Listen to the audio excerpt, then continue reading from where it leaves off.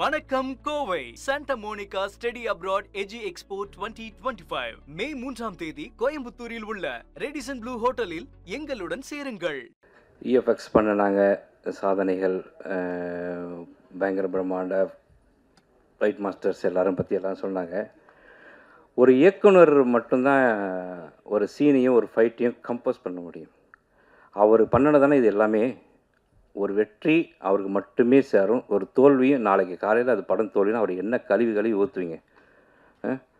அப்போ இவ்வளோ பெரிய விஷயங்கள் ஒரு சுந்தர்சி ஒரு மணிரத்னமோ யாழியை பற்றி இப்போ ஒன்று பண்ணிட்டாங்கன்னா இன்றைக்கி இண்டஸ்ட்ரியை தூக்கி வச்சு கொண்டாடிடுவீங்க. ஈரானி படம் அவ்வளோ சிம்பிளாக, ஏன் சின்ன படம் இது என்ன சின்ன படமா? இது என்ன பிரதர்? எத்தனை கோடி ரூபா இது பண்ணியிருக்காங்க. அவர் சொன்னார் இஎஃப்எக்ஸ் பிரதர்.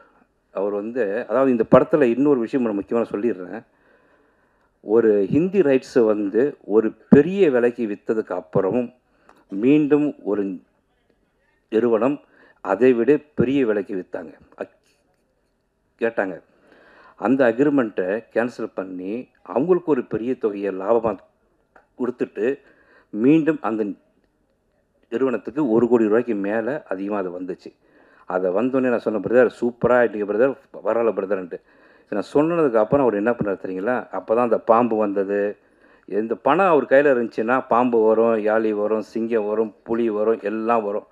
பணம் இல்லைன்னா அப்படியே கம்முன்னு இருப்பார். பணம் அதாவது அவர் மாதிரி ஒரு தயாரிப்பாளர், ஒரு இயக்குனர் நீங்கள் யாருமே இந்த இண்டஸ்ட்ரி பார்க்க முடியாது. தயவுசெய்து கூட நண்பர்கள் அனைவரும் இவரை எந்த அளவு நீங்கள் எல்லோரும் ஃபோக்கஸ் பண்ண முடியும் பண்ணுங்கள். இந்த படம் ரிலீஸ்க்கு அப்புறம் மிகப்பெரிய இயக்குனர் அவர், அதில் எந்த மாற்று கருத்தும் கிடையாது. ஏன்னா இன்றைக்கி இயக்குநர்கள் பஞ்சம்,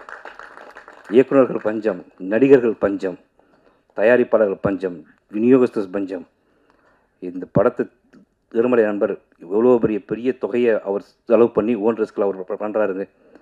அப்போ அதுக்கான கண்டென்ட் இல்லாமல் அவர் பண்ணிவிடுவாரா? அவர் ஆஃபீஸ்க்கு 50 படம் வருது, எல்லா படத்தையும் அவர் பண்ணிடுவாருங்களா? இந்த படத்து மேலே அவ்வளோ ஒரு நம்பிக்கை, அவ்வளோ ஒரு விஷயங்கள் இருக்குது. ஏதாவது அடுத்து இந்த படம் நீங்கள் ஒரு ஈரானி படம், ஒரு ஒரு பிரெஞ்சு படம் எல்லாமே ரொம்ப கம்ஃபர்டபுளாக எடுக்கிறாங்க. அது உலகம் பூரா பேசப்படுதுன்னா கஜானாவும் பேசப்பட வேண்டிய படம். அதில் எந்த மாற்றம் கருத்தும் கிடையாது. ஏன்னா அதுக்கான உழைப்பு, அதுக்கான எஃபர்ட்ஸ் போட்டுக்கிறதுல சாதாரண விஷயம் கிடையாது. என்ன நீங்கள் டெக்னிக்கலாக எவ்வளோ நீங்கள் வந்திருந்தாலும் அதை வேலை வாங்கக்கூடிய திறமையும் ஆற்றலும் யாருக்கு இருக்குது? ஒரு இயக்குநருக்கு தான் இருக்குது.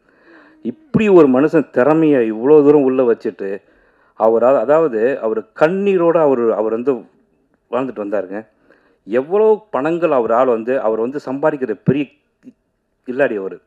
ஆனால் சம்பாதித்த பணத்தை ஃபுல்லாகவே இது உள்ள தான் வர்றாரு. ரொம்ப ஆச்சரியமாக இருக்கும். ஒரு இயக்குனராக அடுத்தவங்க பாக்கெட்லேருந்து எடுத்து போடுவாங்க.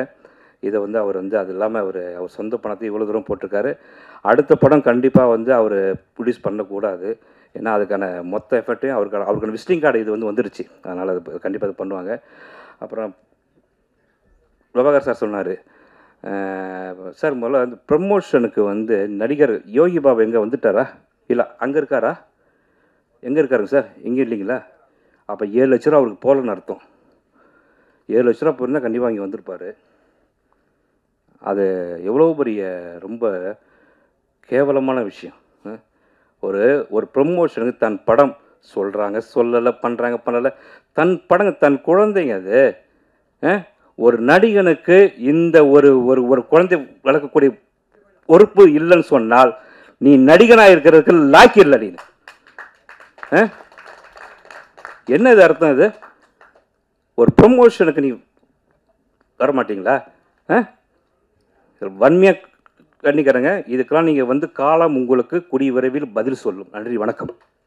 வணக்கம் Kovai Santa Monica study abroad எஜி எக்ஸ்போ 2025 மே 3ஆம் தேதி கோயம்புத்தூரில் உள்ள ரெடிசன் ப்ளூ ஹோட்டலில் எங்களுடன் சேருங்கள்.